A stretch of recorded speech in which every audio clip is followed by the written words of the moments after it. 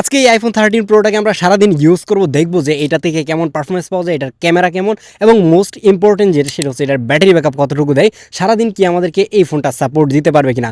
একটা phone use করতে গেলে নর্মালি আমরা যেভাবে ইউজ করে থাকি ডেইলি লাইফে, এইভাবেই এটাকে ইউজ করবো এবং দেখবো যে কী কী প্রবলেম খুঁজে পাওয়া যায়। বাই দ্য ওয়ে, আপনি যদি এই ধরনের 13 প্রো অথবা যে কোনো ধরনের ইউজড আইফোন অথবা অ্যাপেল ডিভাইস বাংলাদেশের বেস্ট প্রাইসে অথেন্টিক ডিভাইস কিনতে চান, তাহলে যোগাযোগ করতে পারেন হচ্ছে গেমার সাইডের সাথে, কারণ গেমার সাইডে এই ধরনের অল্প কিছু সংখ্যক 13 প্রো, 14 প্রো এবং 15 প্রো অ্যাভেলেবেল করেছে। তাছাড়াও তাদের কাছে ম্যাকবুক, ম্যাক মিনি এই ধরনের সকল ধরনের অ্যাপেল ডিভাইস কিন্তু রয়েছে। তাদের ব্যাপারে সকল কিছু ডিটেল আমি ভিডিও নিচে ডেসক্রিপশন বক্সে দিয়ে রাখবো।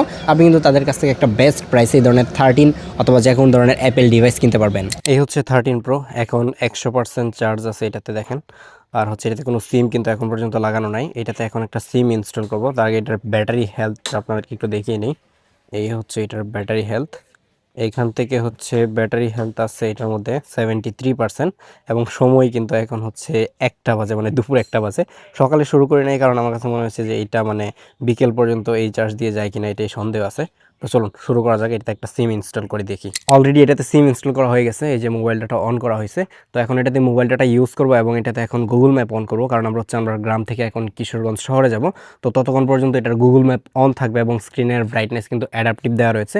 তো ব্রাইটনেসটাও কিন্তু অলমোস্ট ফুল থাকার সম্ভাবনা রয়েছে, যেহেতু অলমোস্ট 30 মিনিটের মতো সময় লাগবে। আমি অলরেডি গুগল ম্যাপটা অন করে দিয়েছি, দেখাচ্ছি এই জায়গায় হচ্ছে 22 কিলোমিটার 50 মিনিট সময় লাগবে। তো 50 মিনিট এটাকে স্ক্রিন অন রাখবো এই অবস্থায়, দেখবো যে কতটুকু ব্যাটারি ড্রেন করে। এখন কিন্তু চার্জ আছে হচ্ছে 100% এবং 4Gটা কিন্তু অন রয়েছে, মানে মোবাইল ডাটা অন রয়েছে।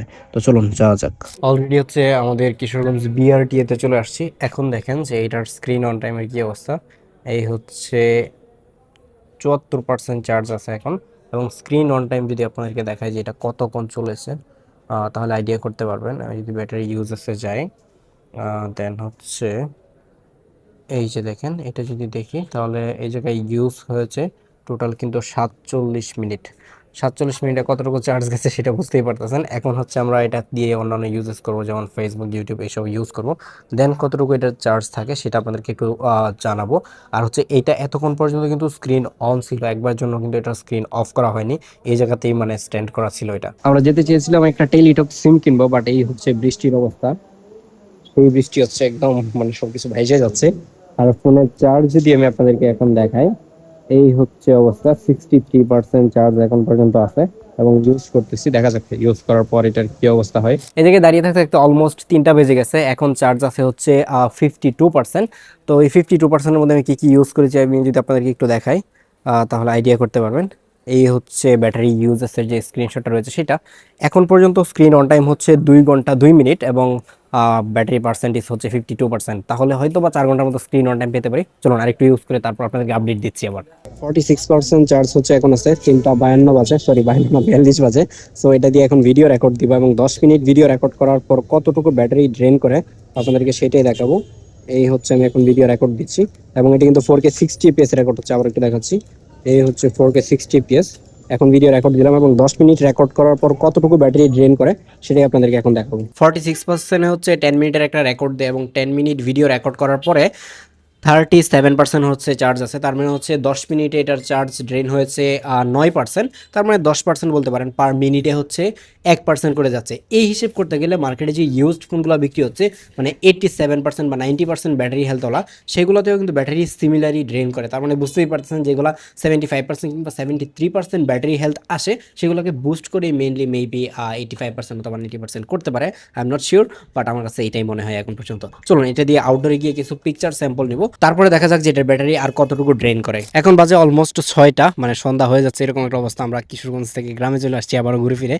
আর এখন এটার চার্জ আছে হচ্ছে 23%, 23% চার্জ আছে এখন পর্যন্ত। এটার স্ক্রিন অন টাইম কত পেয়েছি এটা আপনাদেরকে একটু দেখাই। এই যে একদম 3 আওয়ার্স 1 মিনিট হচ্ছে এটা স্ক্রিন অন টাইম, এবং এখনও 20%-এর মতো চার্জ আছে। তো এই 20% দিয়ে কতটুকু মানে ব্যাটারি ব্যাকআপ পাওয়া যায় সেটা আপনাদেরকে দেখাবো।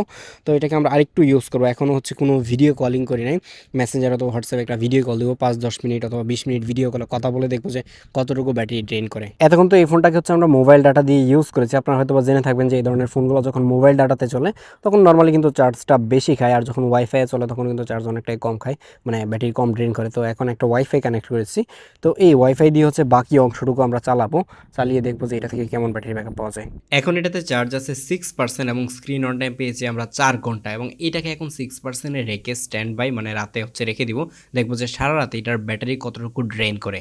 লাস্ট যখন এই 13 প্রোটা আমি রাতের বেলায় ইউজ করি তখন কিন্তু এটা চার্জ আপনারা দেখতেই পেলেন যে 6% ছিল, এবং 6%-এ রেখে কিন্তু আমি এটাকে ওভারনাইট রেখে দিই যাতে করে ব্যাটারি কতটুকু ড্রেন করে সেটা বোঝার জন্য, এবং সকালে উঠে দেখি যে ফোন মানে মারা গেছে, অলরেডি চার্জ কিন্তু টোটালি শেষ। তো 73% ব্যাটারি হেলথ দিয়ে যদি 4 ঘন্টা স্ক্রিন অন টাইম পাওয়া যায়, মার্কেটে যে ইউজড ফোনগুলো সেল হয় 85% 90% ব্যাটারি হেলথ, সেগুলো আমি অনেকগুলো ডিভাইস ইউজ করেছি এবং স্ক্রিন অন টাইম কিন্তু 4 ঘন্টাই পাচ্ছিলাম। তাহলে বুঝতেই পারতেছেন যে প্রত্যেকটা ফোনেই কিন্তু মানে বুস্ট করা। এই জায়গায় আমি ব্যবসায়ীদেরকে কোনো দোষ দিব না, সেই দোষটা আপনাদের এবং ইউজারদের। এর কারণ হচ্ছে আপনি একটা 13 প্রো 2021 সালের ফোন, সেটা এখন কিনতে গিয়ে যদি আপনি 90% 85% ব্যাটারি হেলথ খুঁজেন তাহলে তো আপনি ঠকবেন এবং আপনাকে সেইটাই ফোন ধরায় দিবে। আপনি ইউজড ফোন কেনার সময় ব্যাটারি হেলথ না দেখে আপনি নিজে টেস্ট করেন, ভিডিও অন করেন, কিছুক্ষণ চালানোর পরে বোঝেন যে ব্যাটারিটা কতটুকু ড্রেন করতেছে।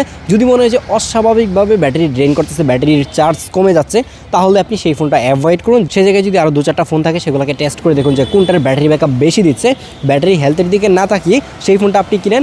ইভেন আপনি যখন ব্যাটারি হেলথ কমওয়ালা একটা ফোন কিনবেন আপনি কিন্তু সেটা 2-4-5 হাজার টাকা কমে কিনতে পারবেন। আই থিঙ্ক সো বুঝতে পেরেছেন যে একটা 13 প্রো কেনার আগে কীভাবে কিনতে হবে, আর একটা 13 প্রো সারাদিন ইউজ করলে কতটুকু ব্যাটারি ব্যাকআপ দেয়। আমার হাতের এই ফোনটা আমি এতদিন ইউজ করে যেটা বুঝলাম যে কোনো অবস্থাতেই রিফার্বিশড না, একদমই অথেন্টিক।